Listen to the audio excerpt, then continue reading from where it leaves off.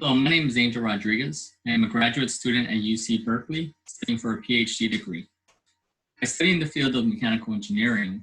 I'm originally from New York City, which is on the other side of the United States.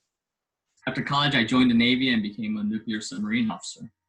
I have traveled all over the world on submarines and visited some very exciting areas and shared in several different cultures. The two questions I get the most about being on submarines is, do you have windows and how long can you stay underwater? Well, we don't have any windows on submarines. We use sonar, which is underwater sound, to figure out where everybody else is. And we can stay for a long time because we have a nuclear reactor, which gives us a propulsion and propels us through the water. So submarines use a nuclear reactor for energy and can operate underwater for a very long time. So really the only limitation is how much food we can carry. So 20 years later, I'm still in the Navy, no longer on submarines, but I'm studying for my doctoral degree to someday be a college professor at the United States Naval Academy, which is an academy where the student joins the Navy, completes their degree, and then serve in the Navy for a few years after they graduate. In the pictures you see me with my experiment that I'll be discussing today.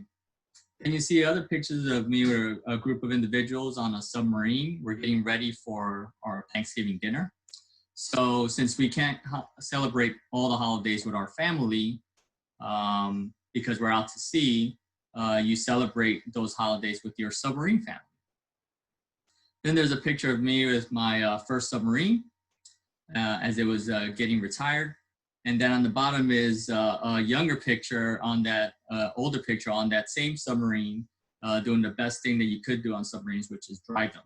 And this is being on the surface with submarines and driving in the middle of the large ocean. I've always been interested in science because you can find solutions to problems that can have an impact on the world. It's all around you, and so many people really never notice how it has advanced as a civilization or why your technology works the way it does. So you could find science anywhere, right? Your pencil is based on science. The way your clothes feels is based on science. Your laundry pods are based on science. In the picture that you see here, I took a picture of my kids that when I took them to the Lawrence Berkeley Hall of Science, and we played with moving objects. So what you see there is a tank that has water flowing from the left to the right, and the objects are being controlled by a magnet outside of the screen, and you can move them around and you can see how the water changes around these objects. You can see how water gets crazy, what we call turbulence in my field, and that's in the top picture right after the triangle. And then you can see how water goes smoothly around an object and then joins back together. That's in the bottom pictures where you see the water come around and then it gets right back to its normal flow. This understanding is important because we can study how submarines and airplanes will behave in certain conditions. And since air is like water, we can analyze it to see how it behaves with different airplane wings. So the way the water got crazy in the top picture is important to airplane engineers and air traffic controllers. Right, because of that turbulence, which is that crazy, the way that water is behaving erratically right after that triangle, it's important to air traffic controllers. Because of that turbulence, you can't really launch aircrafts right after another one because of the amount of turbulence that could affect the aircraft as it's taking off. Okay, so my experiment and my research is on two-phase flow in a vertical bubble column. Right, so two-phase flow columns are used in engineering systems to provide mixing and heat transfer of energy. You can see in the image that we have the same vertical column tube with air traveling at different speeds. As you go from the left to the right, if you can see my pointer, you can see the air bubble, the amount of air bubbles, which are in orange, change and become much more as you move to the right. Right, the first four show bubbles in water mixtures that are good for transferring heat or mixing. And then as you progress, the flows on the right start to turn into much more air and air only, which is not good because heat can harm the walls around the tube when it starts to dry out. So my hypothesis is X-rays can be used to evaluate how much bubbles are being produced in a vertical column. And my experiment is to first build a clear vertical column. Then I'm going to use X-rays to calculate how many bubbles are being produced. And my measurements will be the following. I'll use X-rays to calculate air to water fraction at different flow rates. And I'll build a 3D model of how the flow will look. Okay, my experiment design has a 4-foot clear tube that is my bubble column. As you can see, I've also attached different types of instruments to that bubble column. So you have one instrument here, it's this Alicat mass flow controller, and that controls how much air, in other words, the speed of the bubbles going through the vertical column. And I can measure that to know how much air is going through, because I'll need that for my calculations later on. And I can also manipulate it so I can make the bubble column look like the different conditions in my previous slide where you had low flow air bubbles to turbulent airflow. I also have a differential pressure sensor, and this one takes pressure, high pressure and low pressure, or high pressure here and low pressure there, at different points. And then through calculations, you can also figure out how much of this column is air or water. And then third, I have a wire mesh sensor, which is a different type of instrument that measures the same fraction. And I have them in 2 locations. And basically, it looks at how air and water behave differently as you put electricity through the different wires. And that will give you a different input. And then through several other calculations, you can figure out what the air-water mixture fraction is.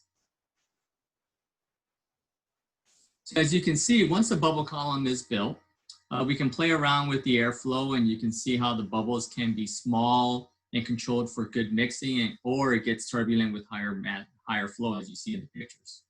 The higher flow can be good for heat transfer or very bad, but I don't know yet because we really don't know how much of that tube is bubbles, right? They could all be on the outside.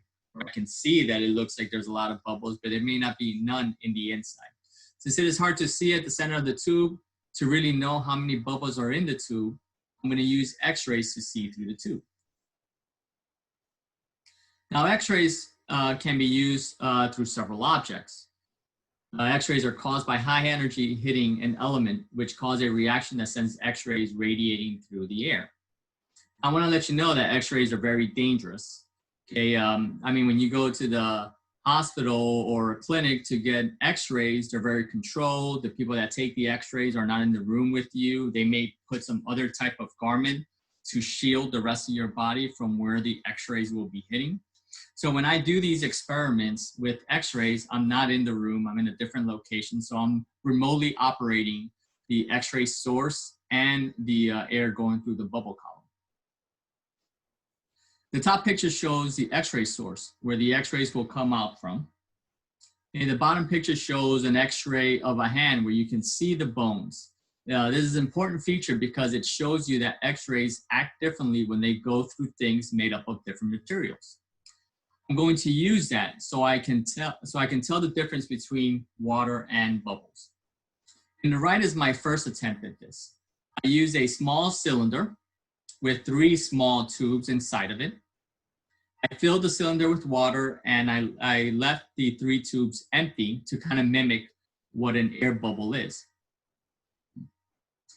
Then I use 300 X-ray images. So this is one X-ray image, right? And then I did 300 of these to basically take a slice of the cylinder, and then through mathematical functions, we were able to reconstruct those 300 images.